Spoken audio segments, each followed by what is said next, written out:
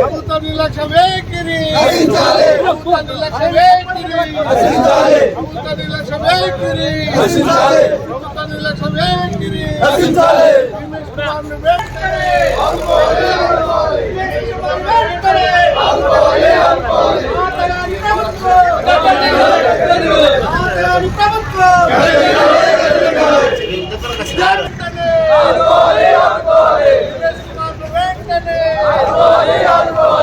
రమేష్ కుమార్ ను వెంటనే ఇదేమి రాజ్యం, ఇదేమి రాజ్యం, ఇదేమి పాలన, ఇదేమి పాలన. కాంగ్రెస్ నిర్లక్ష్య వైఖరిని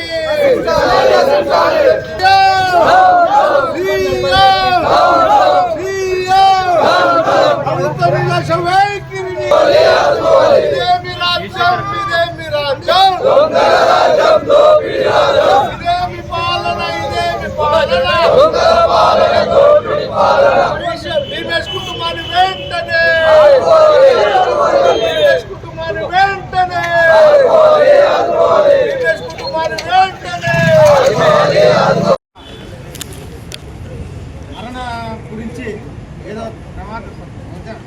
ప్రమాదవశాత్తు అండ్ల పడ్డో లేకుంటే ఏమైందో నాకు తెలియదు. కాకపోతే ఏంటంటే మరణించిన వెంటనే పోలీసు వాళ్ళు వస్తారు, ఎట్లా ఏంటంటే దర్యాప్తు చేస్తారు. కోర్టు మాస్టర్ చేయకముందే అండ పెట్టడము అది ఎవరి పొరపాటు, దానికి భద్రత లేకపోవడం ఎవరి పొరపాటు. ఇవన్నీ ఏమి గమనించకుండా రాష్ట్ర ఆరోగ్య శాఖ మంత్రి గారు 4 డాక్టర్లను సస్పెండ్ చేయడం అనేది దురదృష్టకరం. ఎందుకంటే ఆ స్థాయిలో ఉండి ఏ దర్యాప్తు చేయకుండా ఖాళీ వాళ్ళ మీదనే ఎత్తు పెట్టడము సమంజసం కాదు. ఇంకోటి వారి కుటుంబాలకు ఏదైతే ఆయన భార్య పిల్లలు ఉన్నారో వాళ్ళకు 5 ఎకరాల పొలము, అది ఈజీ మెథడ్.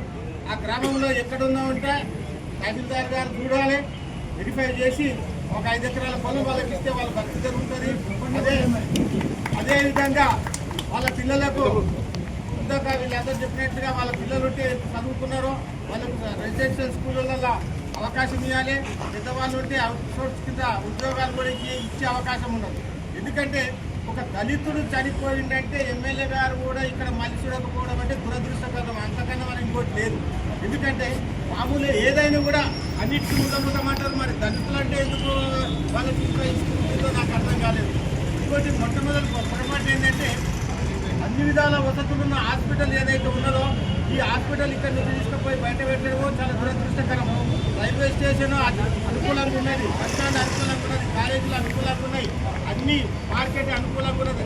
అన్నిటిని పెట్టి అక్కడ తీసుకుపోవడము దురదృష్టకరము. అంతేకాకుండా ఇప్పుడైనా కనీసము ఇక మీద ఎలాంటి అవాంఛనీయ సంఘటనలు జరగకుండా ఏదైతే అవుట్ సోర్సింగ్ ఈ హాస్పిటల్ని ఏదో పట్టణ హాస్పిటల్గా దాన్ని ఓపెన్ చేసి తగిన సిబ్బందిని ఏర్పాటు చేయాలని మేము బీజేపీ కిసాన్ మోర్చా తరఫుకి నేను డిమాండ్ చేస్తున్నా.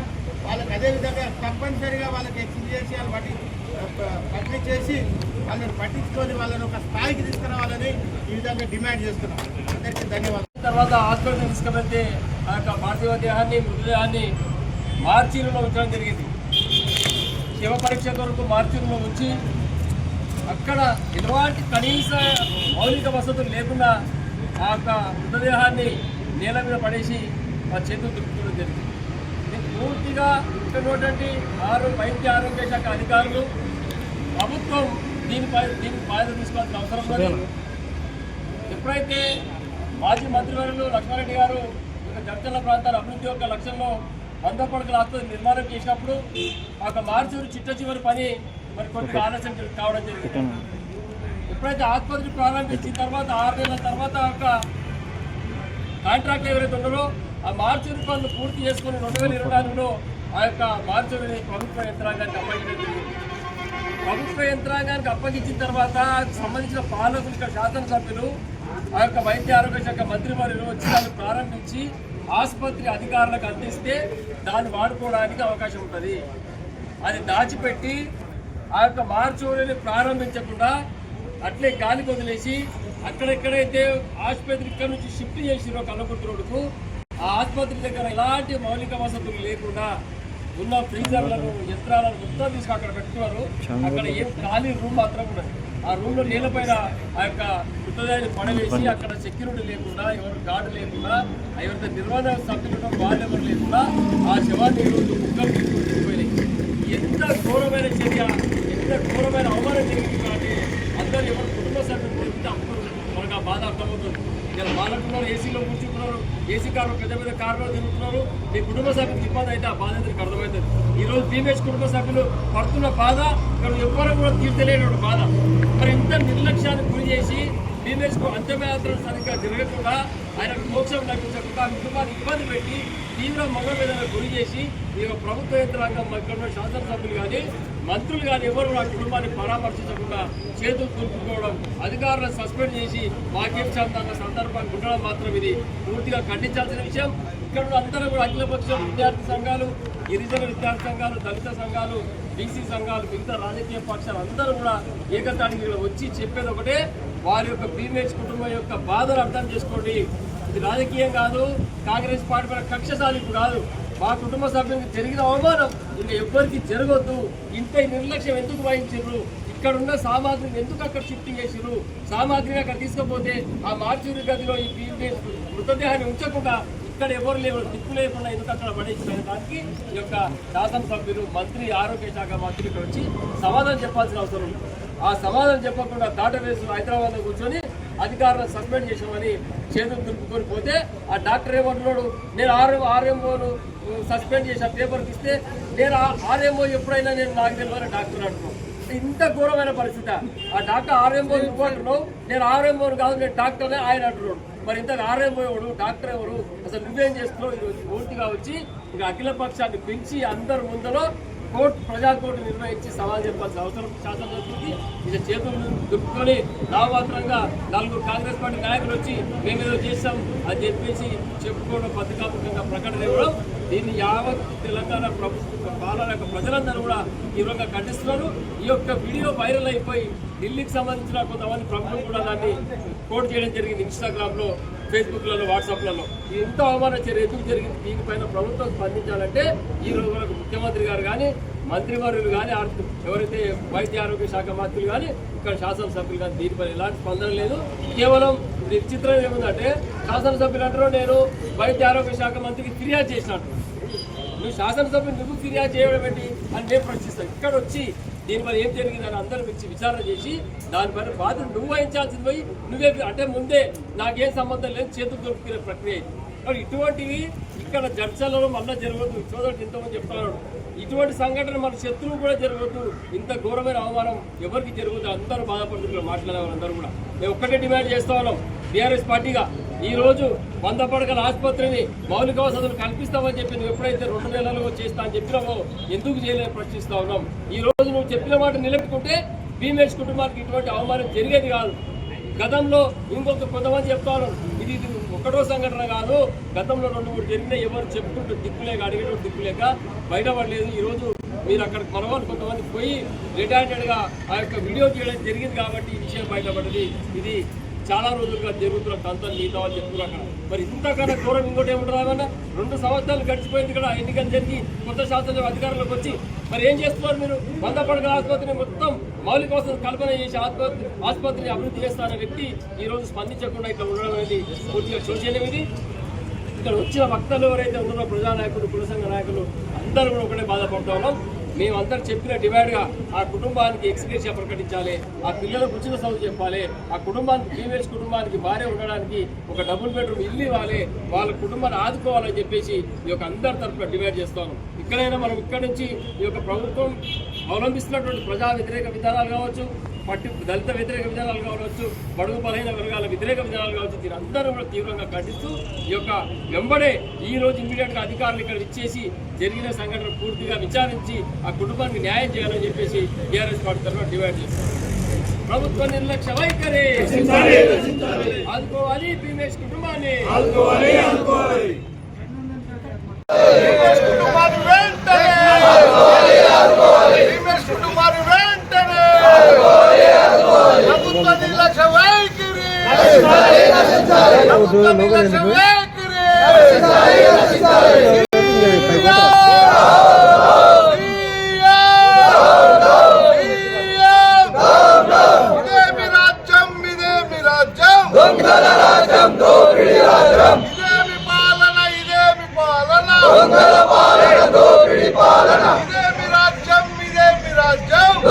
నష్టపరిహారం వెంటనే కల్పించాలి. కుటుంబానికి ఉద్యోగ అవకాశం కల్పించాలి. ఆ కుటుంబ భార్యకు ఉద్యోగ అవకాశం కల్పించాలి. వాళ్ళ పిల్లలకు గురుకుల పాఠశాలల అవకాశం నిరసన కార్యక్రమము అఖిలపక్ష ఆధ్వర్యంలో జరుగుతున్నందుకు చాలా అభినందనీయం. కనీసము మనం ఇప్పుడైనా ఒకటిగా అయ్యి ఆ కుటుంబానికి ఎంతో కొంత మేలు చేసే విధంగా మరి ఈరోజు ఎస్సీల మీద ఎక్కువ వివక్ష జరుగుతుంది. ఎవరున్నా సరే, ఏ ప్రభుత్వం ఉన్నా సరే, ఎస్సీల పట్ల బీసీల పట్ల మైనార్టీల పట్ల ఎక్కువ వివక్ష జరుగుతుంది. మరి అదే ప్లేస్లో ఒక అగ్రవర్ణాలు ఉంటే ఇలా జరుగుతున్నాయని మనం ప్రశ్నించాల్సి వస్తుంది. మరి దినేష్ కుటుంబాన్ని చిన్న వయసు 22 సంవత్సరాలు, తన భార్య ఒక బాబు, మరి అతని తల్లిదండ్రులు మరి ఈరోజు రోడ్డున పడ్డారు. అతను ప్రమాదం చనిపోవచ్చు, కానీ అతనికి సమాచారం ఇస్తే వాళ్ళు కొంచెమన్నా అది చేసుకునేవాళ్ళు. మరి ముందు ఎట్లా బతుకున్నప్పుడు మనకు ఈ ప్రభుత్వాలు మేలు చేయకుండా చనిపోయినా కానీ కనీసం మార్చిలో కూడా ఇక్కడ విలువ లేకపోయింది. మరి మార్చిలో పెట్టినప్పుడు మరి సెక్యూరిటీ ఏం చేస్తుంది అక్కడ ఉన్నటువంటి వాళ్ళు? మరి హాస్పిటల్ తయారైంది కూడా 2-3 ఏళ్ళు అవుతుంది. మరి ఇంకా పాడుపడ్డ బంగ్లాలో అక్కడ సెక్యూరిటీలే కాదు, రేకుల డోర్లు ఉన్నాయి. అంతకుముందు పేరే ఉంటే అది మున్సిపల్ ఆఫీస్ జరిపేటప్పుడు కూల్చినందుకు అక్కడ ఇబ్బంది అయిందని మార్చారు. మరి దాన్నైనా కనీసము డోర్లు మంచిగా చేసి ఉన్నటువంటి గ్రీజర్లు మంచిగా చేసి ఉంటే ఇట్లాంటి సంఘటన జరగకుంటుండేది. అతని కుటుంబం ఈరోజు రోడ్డున పడ్డది కాబట్టి ఖచ్చితంగా అతని కుటుంబానికి 50 లక్షల నష్టపరిహారం అందించాలి ప్రభుత్వం. అదేవిధంగా ఒక బాబు ఉన్నాడు, ఆ పిల్లగానికి గురుకుల పాఠశాల చేర్పించాలి. భార్యకు ప్రభుత్వం తరఫున కాంట్రాక్ట్ అవుట్సోర్సింగ్ పోస్టు మున్సిపల్ కావచ్చు, లేదంటే అక్కడ హాస్పిటల్లో కూడా ఉద్యోగాలు ఉన్నాయి, అక్కడ కూడా చేర్పించినట్టయితే ఆ కుటుంబానికి ఎంతో కొంత ప్రభుత్వం మేలు చేసినట్టయితే. కాబట్టి ఖచ్చితంగా ప్రభుత్వాన్ని ఆదుకోవాలని సిఐటి ద్వారా డిమాండ్ చేస్తూ మరి అవకాశం ధన్యవాదాలు. తీసుకొని వచ్చి తర్వాత పోస్ట్ మార్టం అని చెప్పి లోపలికి తీసుకుపోయిన తర్వాత కుక్కలు వస్తున్నారా ఏం వస్తున్నారో చూసుకోకుండా ఏం చేసుకోకుండా ఈరోజు కుక్కలు అనేది ఆ శవాన్ని పీక తినడం అనేది ప్రతి ఒక్క యావత్ తెలంగాణ ప్రజలకు అది ఏమైందంటే విషాద సంఘటనగా ఏర్పడింది. కాబట్టి ఈరోజు ఈ అఖిలపక్ష సమావేశం మీటింగ్లో ప్రతి ఒక్కరు కూడా కోరుతున్నది ఏమంటే ఈరోజు ఆ భీమేష్ కుటుంబానికి ఖచ్చితంగా న్యాయం జరగాలి. ఎందుకంటే ఒక దళిత యువ నాయకుడు అతడు చనిపోయాడు కాబట్టి తర్వాత అతని భార్య కానీ అతని కొడుకు కానీ ఉద్యోగం కానీ లేకపోతే ఆ చదువు ఆ బాబుకు గురుకుల పాఠశాలలో ఉచిత విద్య కానీ ఆ రకంగా అవకాశం కల్పించాలి.